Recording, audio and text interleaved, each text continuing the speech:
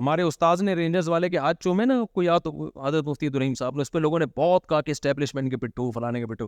یار وہ رینجرز کا ایک ملازم کے سپاہی کے ہاتھ چوم رہے ہیں, کیونکہ اس بیچارہ سپاہی تو فرنٹ لائن پہ لڑ رہا ہوتا ہے ڈاکوؤں سے.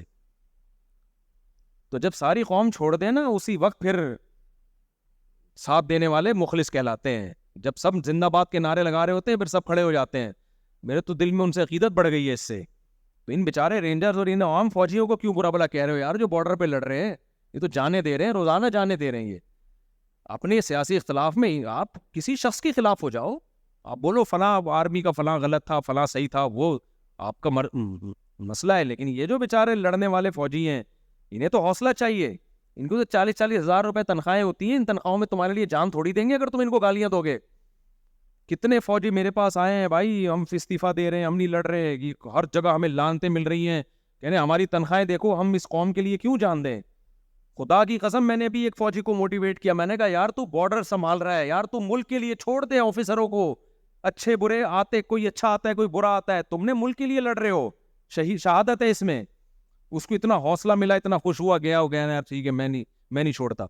تو ہم بھائی کسی کی عقیدت یا کسی کی دشمنی میں اتنے آگے نہ جائیں کہ اپنے ملک کو ہم داؤ پہ لگا دیں. یہ جو بیچارے عام فوجی ہوتے ہیں, ان کو تو موٹیویشن کی ضرورت ہے, تو ان کو تو حوصلہ چاہیے لڑائی کے لیے. تو آپ ذاتیات, میں مشرف کو کتنا برا کہتا ہوں, اب بھی کہتا ہوں, اس نے بیڑا غرق کیا ملک کا. تو ایسے ہی آپ کسی شخص کو بول دو یار, کوئی ہمیں اعتراض نہیں. کوئی اچھا بھی ہوتا ہے, کوئی کسی کو اچھا کہتا ہے. میں ضیاء الحق کو اچھا کہتا ہوں, بہت سے لوگ, بہت سے علماء کہتے ہیں 2 نمبر آدمی تھا. میرا خیال ہے کہ 2 نمبر نہیں تھا, 1 نمبر آدمی تھا. مشرف کو میں کہتا ہوں 2 نمبر آدمی تھا, بہت سے لوگ کہتے ہیں 1 نمبر. تو ایسے ہی عاصم منیر یا باجوہ کے بارے میں آپ کا اختلاف ہو سکتا ہے, پوری فوج کو ہدف مت بناؤ.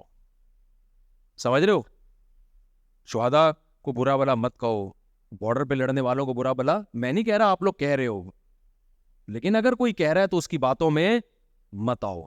تو یہ رینجرز کے لوگ ہیں جو جوان ہیں, میں رینجرز والوں سے ملا ہوں, کہہ رہے جب یہ کراچی میں امن ہم نے کرنا تھا نا, تو ہم غسل کر کے نماز پڑھ کے جاتے تھے کہ پتہ نہیں زندہ آئیں گی کہ نہیں ہے. جو کراچی میں نہیں, لیاری میں ڈاکوؤں کا مقابلہ ہوا, اتنی قربانیاں دی ہیں, پھر کیسا امن ہوا.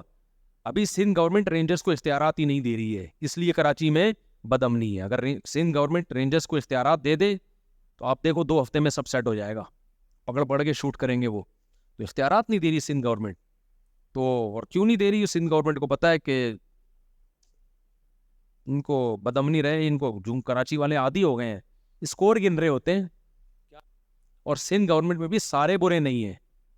جب میں سندھ گورنمنٹ کو برا کہتا ہوں, اسپیسیفک ان لوگوں کو کہتا ہوں جو ان حالات کے ذمہ دار ہیں. ورنہ سندھ میں ہم ملے, کچھ لوگ بڑے خاندانی بھی ہیں سندھ گورنمنٹ میں. یہ جو آپ کا یہ ہے گورنر, میں تو ذاتی طور پر ان کو بہت پسند کرتا ہوں, کامران ٹیسوری صاحب. اب اس کا بیچارے کا امن سے کوئی تعلق نہیں ہے نا, اس کا ایڈک تھوڑی ہے یہ تو. لیکن میں ذاتی طور پر ان کو پسند کرتا ہوں, آپ نہ کریں تو اسی اختلاف رائے ہو سکتا ہے. تو سندھ میں گورنمنٹ میں اچھے لوگ بھی ہیں, لیکن جو ان حالات کے ذمہ دار ہیں ان کو ہم بہرحال کہتے ہیں کہ یار تم نے کراچی میں خون کی ندیاں بہ رہی ہیں, تم کنٹرول نہیں کرتے. اور ابھی جب رمضان آتا ہے تو آپ دیکھو پھر تو کیا ہو جاتا ہے.